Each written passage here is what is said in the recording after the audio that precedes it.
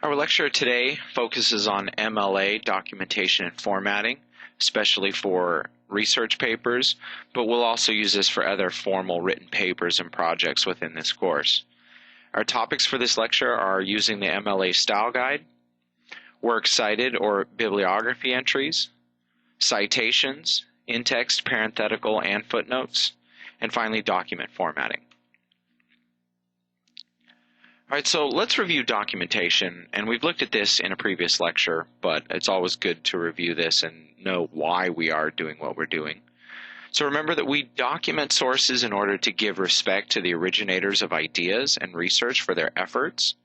Often scholars and research scientists work as much for the credit and the fame and the prestige as they do for money, so we want to give them that respect and along with it that fame and prestige. We also document our sources to help our readers in their research and understanding. We all know how hard it is to find sources sometimes, and if we look inside of a source that we're using for our research and see that it has a well-written works cited page or bibliography, very often that tips us off to further sources that we can use in our own search, so we want to do that for our readers as well. Finally, we want to show that we know what we're talking about. We want to demonstrate our credibility, accuracy, reliability, and support, right? The so-called CARs that we use for our own research projects. We want to demonstrate that to others so that people see our source and our work as being, reputable and high quality. We also use a common style of documentation and document formatting to make our writing better for our readers.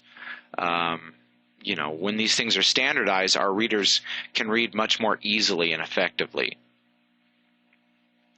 Finally, we document our sources to avoid plagiarism.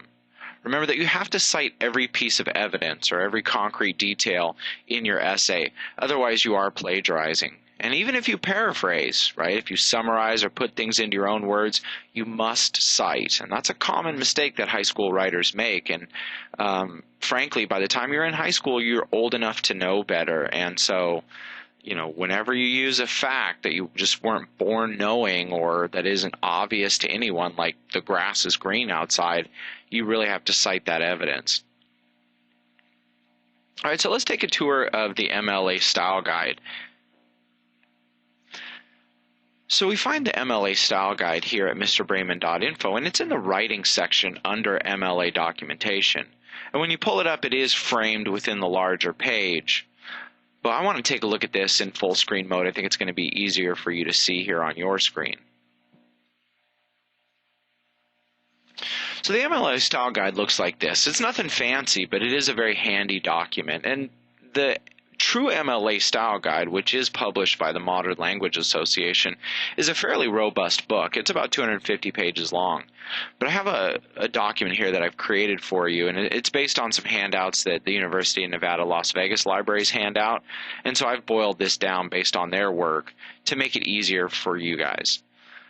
So we see that it's divided into different parts. And keep in mind that the MLA Style Guide, it's kind of like a cookbook. You don't sit here and read this. You look up what you need to look up, right? So, it's a reference book. And so you figure out what you're trying to do in order to make effective use of this doc. All right, so let's take a look at the sources that we're going to use for this task and for this demo here. So we're going to take a look at how to do a works cited page entry for a book with one author, how to do a works cited page entry for a textbook,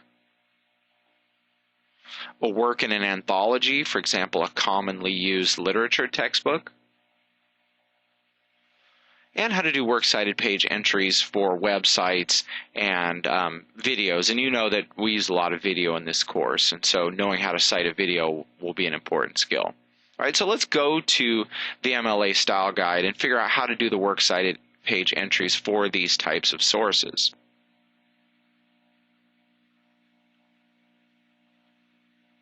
Right, so like I said, the MLA Style Guide is a cookbook. We don't read it cover to cover, and so we look in here and we figure out what kind of source we're looking at. So here is the entry for, a book with a single author in print edition, like Sandra Cisneros' The House on Mango Street.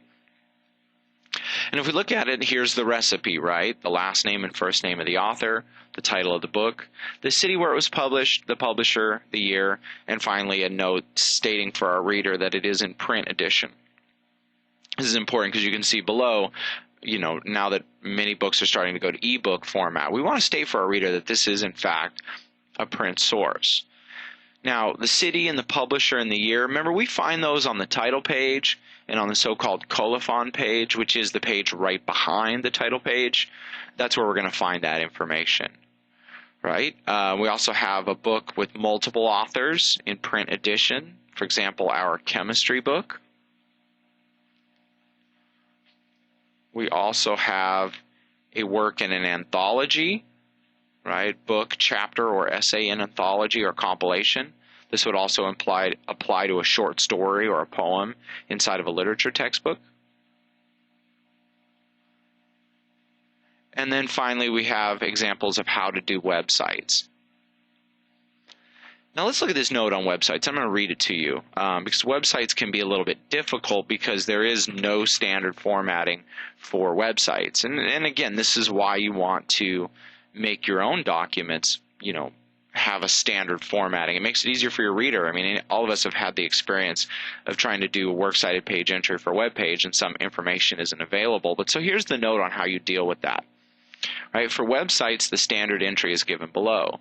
If any piece of information is unavailable, usually the author of the page, the date the page was last published or updated, the sponsoring organization of the page, etc., skip it and go on to the next part of the reference.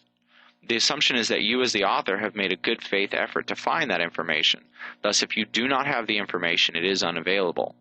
However, if you do not find the information and your audience does, you lose credibility as an author. Right, so we look very hard for this information, but again, sometimes it's not there. Right, but so here's the recipe for how to do a works cited page entry for a web page. And then here are a couple of examples, and let's go on to the next page as well.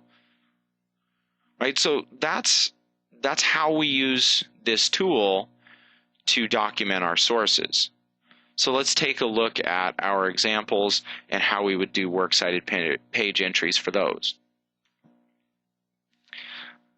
Okay, and here are examples, right? Book by one author, textbook, work in an anthology, and finally websites, whether we have an online article, for example, from the Seattle Times, or an online video, for example, the Roman history lecture. And if you need to go back to the MLA Style Guide at MrBrayman.Info to see how I got to those things, please do. I'm going quickly here in the interest of time in the video, but slow it down and study it if you need to. All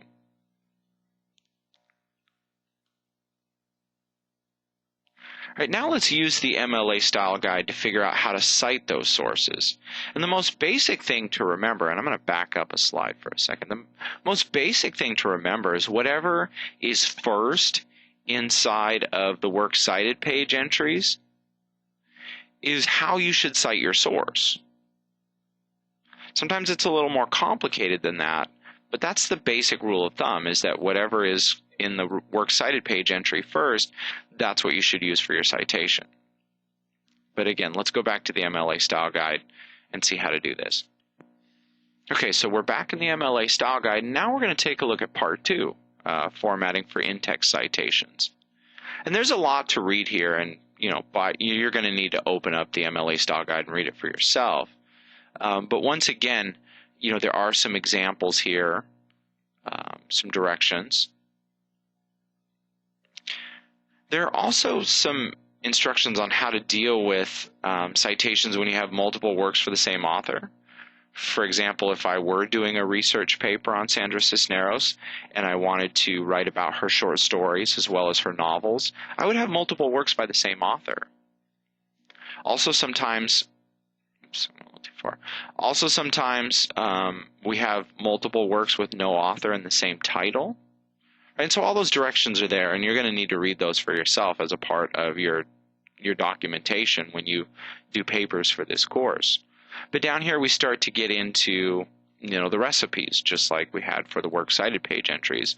So you've got the recipe here, and then you have examples of how this should look, and all the different kinds of sources that you're going to use. So again, I'm not going to read this to you, but this is something you're going to need to go through on your own. All right, so now that we've figured out how to cite these sources and we understand the rules of correspondence and how those should look after reading the MLA Style Guide, let's look at some examples here. So again, we have three types of citations. We have in-text citations, where we just say as a part of the sentence where the source is coming from. Where the evidence is coming from.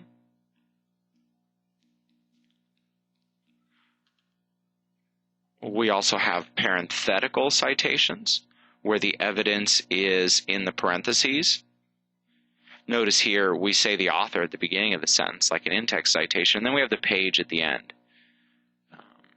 And whether you do in-text citations or parenthetical citations is really a matter of style. And I encourage you to play around with the different styles and figure out which one matches your writing style best. It really doesn't matter to me, and I don't know that it matters to any instructor, whether you use parenthetical or in-text citations. It just matters that you have it there. Finally, we're looking at footnotes, and some instructors like footnotes and some don't. And so you'll have instructors who will explicitly tell you to use or not use footnotes. And I will have projects in this course where I will ask you to use parenthetical and in-text citations, and other projects where I'll ask you to use footnotes, mainly because I want you to get practice with both styles, not because I have any feeling about which one is better. But you notice in the footnotes here we have a little superscript number. That's what we call it when the number is smaller and it floats above the line. And then down at the bottom of the page we have examples. We have the footnotes themselves. And there are some essays posted at MrBrayman.Info in the writing section under composition materials, and you can look there and see some properly formatted essays by former students of mine. And so you can get a sense of how these look within the context of a real essay as opposed to just being in PowerPoint here. So finally we go to document formatting. And document formatting is something that's very important to me. I want your documents to look professional and academic. And a lot of students try to do different things with documents to try to spice them up.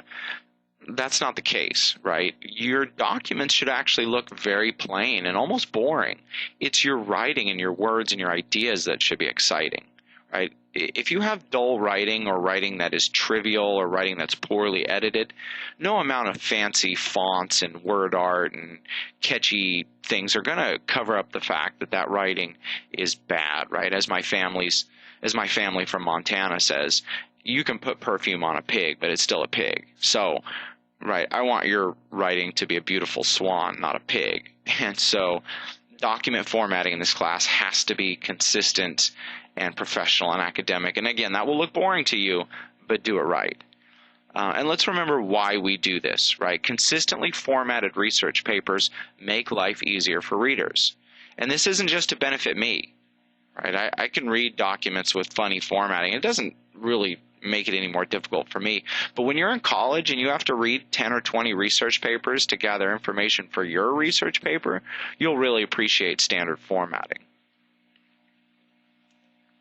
All right, so let's take a look at the checklist and the example in the MLA Style Guide.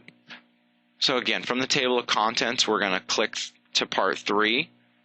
And there is a little checklist here for you to follow to make sure your works cited page is properly formatted. And I'm not going to read that to you. You're perfectly capable of reading that yourself. Then on the next page, we have an example of a works cited page and what it should look like.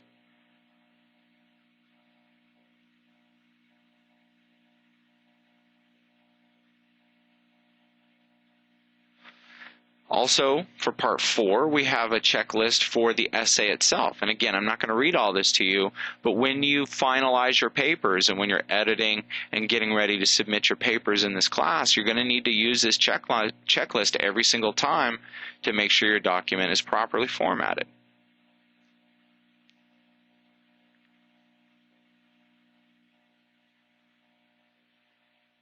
So let's zoom out here.